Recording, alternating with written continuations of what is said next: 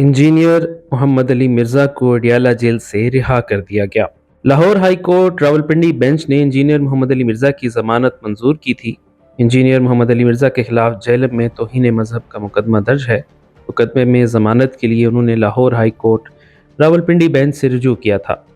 3 دسمبر کو جسٹس صداقت علی خان نے انجینئر محمد علی مرزا کی درخواست ضمانت منظور کر کے انہیں رہا کرنے کا حکم دیا تھا۔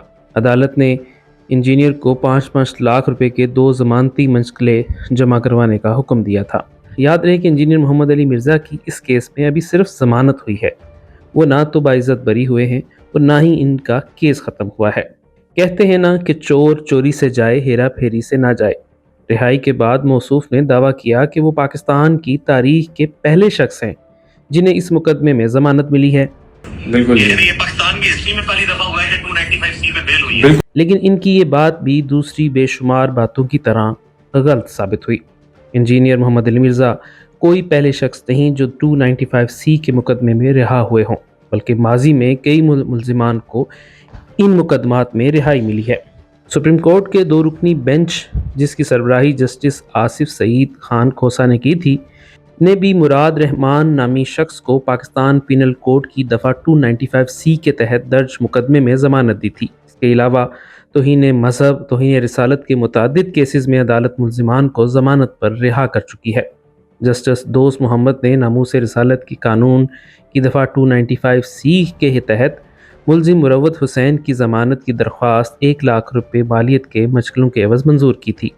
اسی طرح چند دن قبل Lahore high court Rawalpindi bench نے توہین مذہب کے مقدمے میں سزائے موت پانے والے 4 ملزمان کی اپیلیں منظور کرتے ہوئے فوری طور پر رہا کرنے کا حکم دیا تھا۔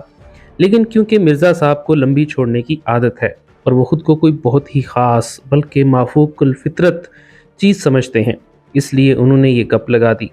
خیر، مرزا صاحب کے جھوٹوں پر تو پوری ایک کتاب لکھی جا سکتی ہے، لیکن اس کا فائدہ نہیں، کیونکہ ان کے اندھے فالوورز نے میں نہ مانوں کہہ کر ہر چیز کو نظر انداز کر دینے کی روش اپنائی ہوئی ہے۔ اس سلسلے میں جب ہم نے پاکستان کے ایک نامور وکیل حافظ احتشام سے رابطہ کیا تو ان کا کہنا تھا، انجینئر محمد علی مرزا کیا واحد شخصیت ہے کہ جن کی 295C کے مقدمے میں ضمانت ہوئی۔ اسی پس منظر میں نے آپ کو بتایا کہ اس سے بدترین گستاخ FIA سائبر کرائم ونگ کی جانب سے گزشتہ 4-5 سال کے دوران ملک بھر سے گرفتار کیے گئے ہیں۔ ان گستاخوں میں سے تقریباً 100 گستاخوں کو اس وقت تک Lahore high court, Sindh high court اور اسلام آباد ہائی کورٹ کی جانب سے ضمانت پر رہائی مل چکی ہے۔ یاد رہے کہ پہلی مرتبہ 4 مئی 2020 کو جہلم پولیس نے انجینئر کو اس وقت گرفتار کیا جب ان کی ویڈیو وائرل ہوئی، جس میں انجینئر پیری مریدی بیت اور بعض مذہبی شخصیات کے حوالے سے غیر محتاط گفتگو کرتے ہوئے دکھائی دیے۔ ویڈیو سامنے آنے کے بعد انجینئر کے خلاف دفعہ 193A کے تحت مقدمہ درج کیا گیا، لیکن وہ 6 مئی 2020 کو ضمانت حاصل کرنے میں کامیاب ہوئے۔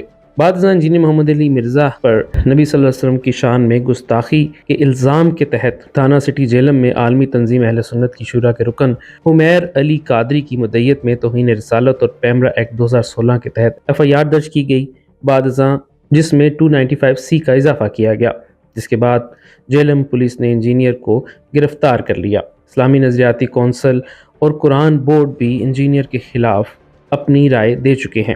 انجینئر محمد علی مرزا کا معاملہ صرف ایک شخص کی قانونی جدوجہد نہیں، بلکہ ایک خطرناک رجحان کی عکاسی ہے، جس میں مذہبی اقدار کو مسخ کرتے ہوئے نوجوانوں میں انتشار اور فرقہ وارانہ حساسیت کو ہوا دی جانا شامل ہے۔